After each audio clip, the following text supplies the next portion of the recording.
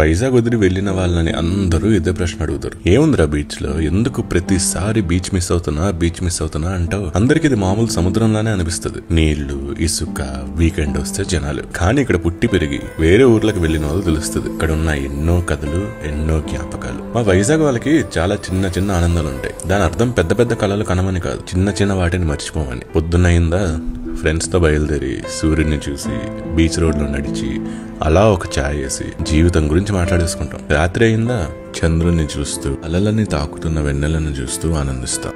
ఇంకా అర్ధరాత్రి అయిందా ఎవడన్నా పుట్టినరోజు ఉంటే సచ్చాడు, కేక్ కటింగ్ చేసి గోల గోల చేసి ఆ కేక్ ని అక్కడ క్లీన్ చేస్తున్న వర్కర్లకు కూడా ఇచ్చేస్తాం. దారిలో ఎంతో మంది కనబడతారు, ఒక్కొక్కరిది ఒక్కో కథ. కొంతమంది ఆనందాన్ని పంచుకోవడానికి వస్తారు, కొంతమంది బాధను మర్చిపోవడానికి వస్తారు. కొంతమంది ప్రపోజల్లు ఇక్కడే యాక్సెప్ట్ అయ్యాయి, కొంతమంది బ్రేకప్లు ఇక్కడే అయ్యాయి. కొంతమంది మొదటి పరిచయం ఇక్కడే అయింది, కొంతమంది చివరి మాటలు ఇక్కడే అయ్యాయి. కొంతమంది జీవితాలు ఇక్కడే మొదలయ్యాయి, కొంతమంది జీవితాలు ఇక్కడే ఆగిపోయాయి. ఎన్నో కథలు, ఎన్నో జ్ఞాపకాలు.